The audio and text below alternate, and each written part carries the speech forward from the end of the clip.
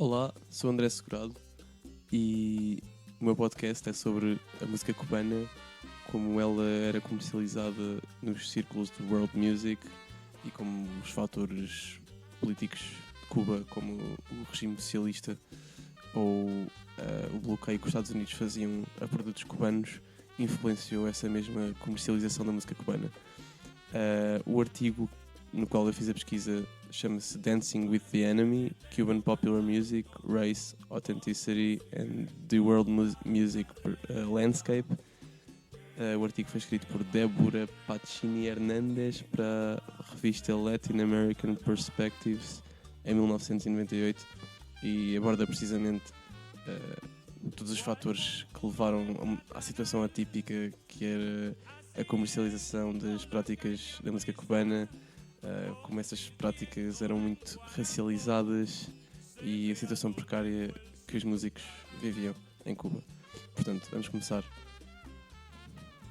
Até 1959, as práticas musicais cubanas eram muito disseminadas e tinham grande protagonismo no mercado da música mundial.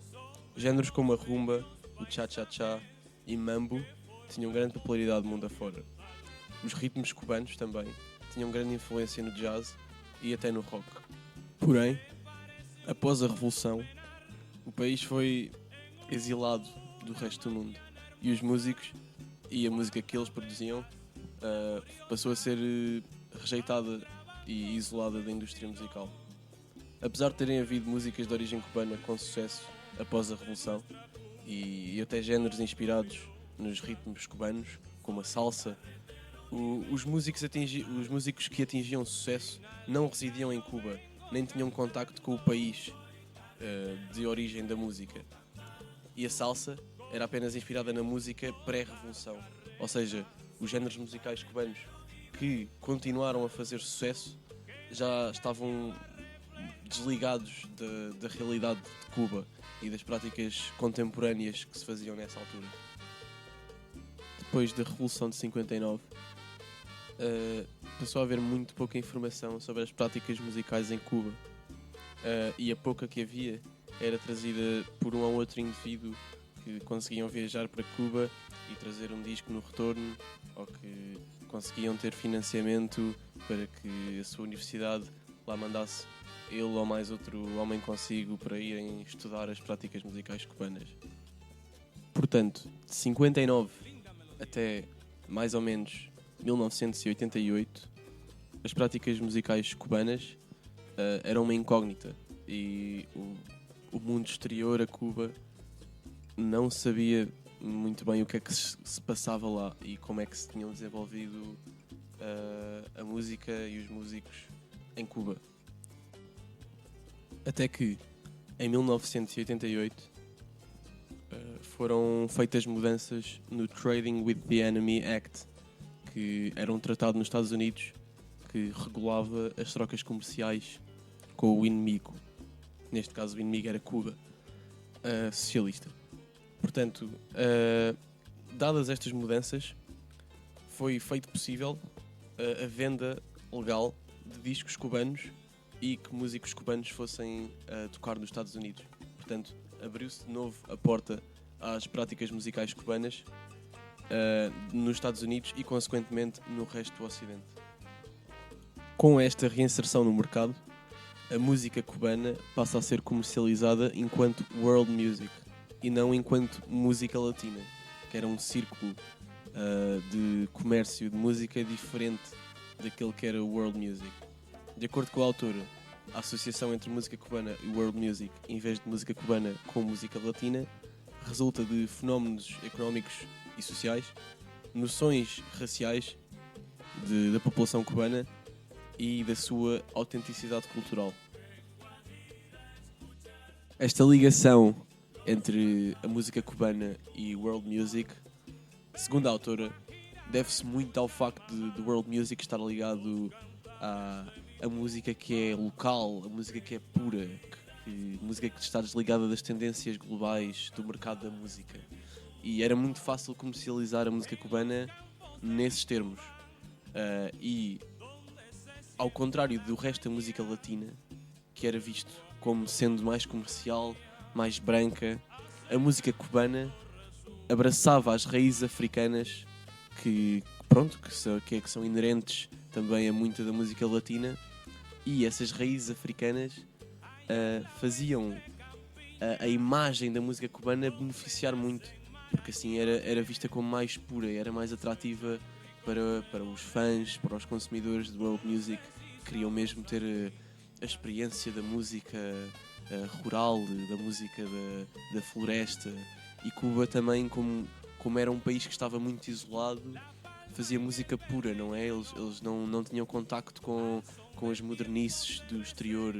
Portanto, esta associação entre música cubana e world music partiu muito daí, de Cuba abraçar as suas raízes africanas e disso ser atrativo para o mercado da world music.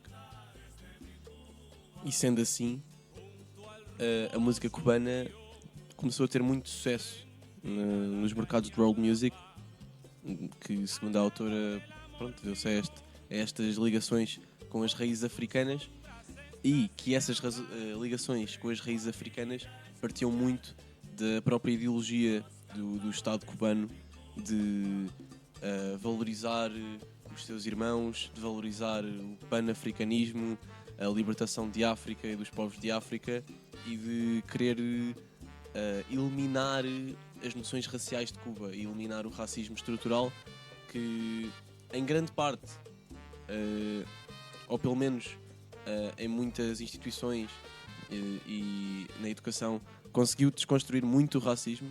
Segundo a autora, os músicos cubanos com quem ela teve contacto não viam raça, ou seja, não viam a raça nos mesmos termos tão definidos e sólidos como os seus compatriotas americanos viam a raça. Ou seja, a raça para os cubanos era quase inexistente, segundo a autora. E por isso, muita da música que se produzia em Cuba era feita por negros e enraizava as raízes africanas, porque precisamente os negros atingiram quase os mesmos direitos dentro de Cuba, e assim sendo eram pessoas livres como as outras todas.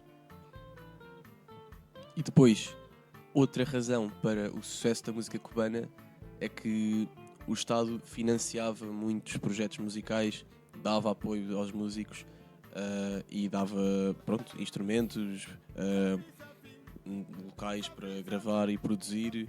Ou seja, os músicos tinham um grande financiamento, as práticas musicais eram apoiadas pelo dinheiro do Estado, e isso obviamente fez com que imensas pessoas se dedicassem à música, fossem negras ou não, e que a música em Cuba florescesse muito e muitos géneros se desenvolvessem.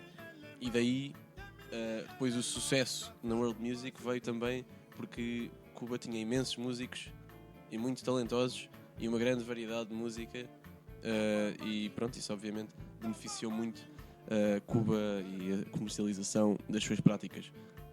No entanto, esta popularidade não era benéfica para todos os músicos de igual forma ou com igual intensidade, pois havia uma clara preferência pela indústria às músicas que eram feitas por negros, que tinham mais raízes africanas e que abraçavam mais essas raízes africanas, tanto que com os músicos que a autora do artigo falou, os músicos que eram brancos, estavam visivelmente indignados com a falta de apoio que tinham em comparação com os músicos negros, porque lá está, ela diz que as pessoas não viam raça, então quando as diferenças raciais se começaram a fazer sentir através do sucesso dos músicos negros e do não sucesso dos músicos brancos, os músicos brancos ficaram confusos e não sabiam muito bem como rir. Porém, mesmo os músicos negros sofriam. E porquê? Passado uns anos da abertura dos mercados entre Cuba e os Estados Unidos, nos anos 90, houve um despoltar de uma grande crise económica em Cuba. E para os músicos isto significava que o seu principal financiador, o Estado, já não conseguia suportar os salários, os meios e as infraestruturas para que eles tivessem vidas confortáveis.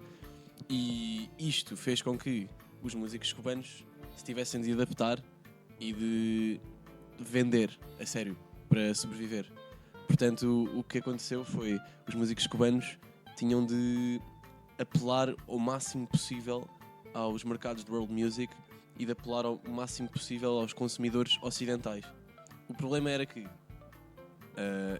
os músicos cubanos não tinham contacto com pessoas ocidentais desde há muito tempo.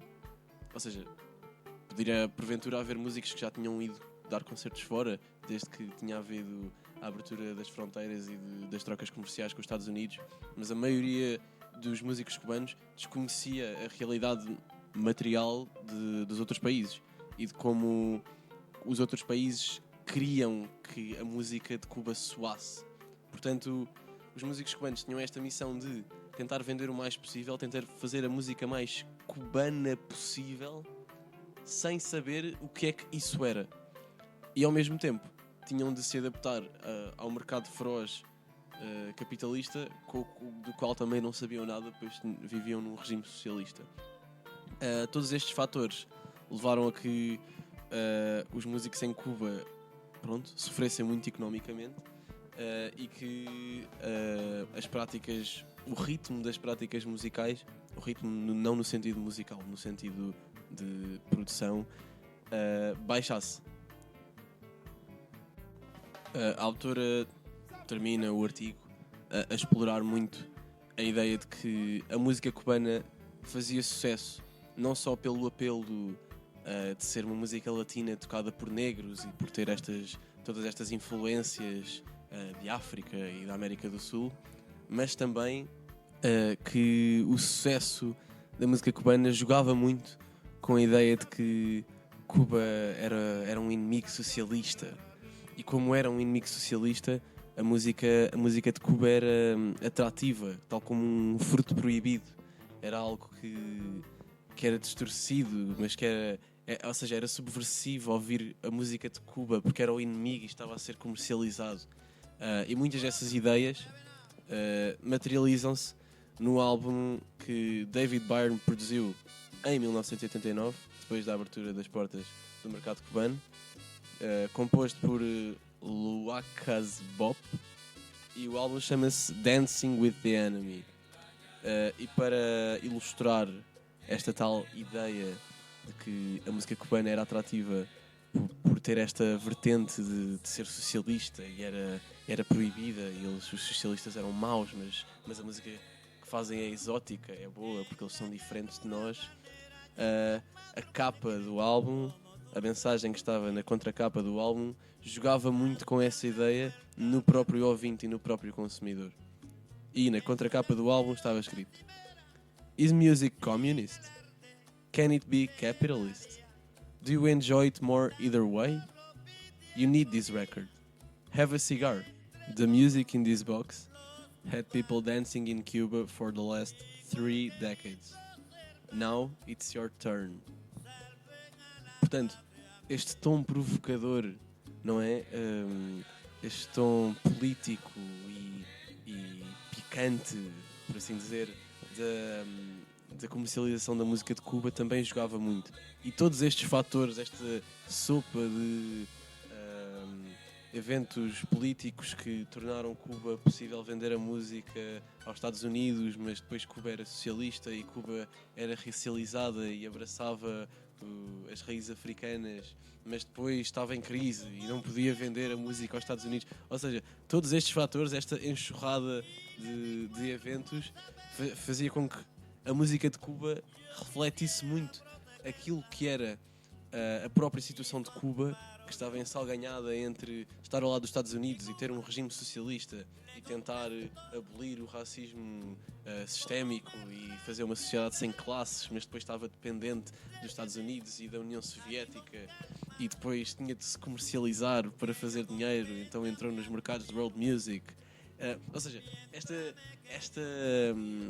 a situação de Cuba no mercado da world music era muito, de uma maneira ou de outra, uma reflexão da situação de Cuba no geral e também de como funcionavam os mercados de world music, que apelavam muito ao que era exótico, ao que era diferente, mesmo que fosse de uma maneira um bocado não muito ética ou muito subversiva. E eu achei interessante este artigo, precisamente por explorar todas essas pequenas adversidades e todas essas pequenas dinâmicas que a música cubana teve ao abrir portas e ao ter de se comercializar. Portanto, espero que tenham gostado. Eu acho que ficou bastante longo, mas espero que não tenha sido uma experiência burocrática. Obrigado, professor Pedro Roxo. E pronto, este trabalho aparece na musicologia. E é isso, acho que já referi tudo o que tinha de referir. Obrigado. No maltrates al extraño, pero defiende a lo tuyo.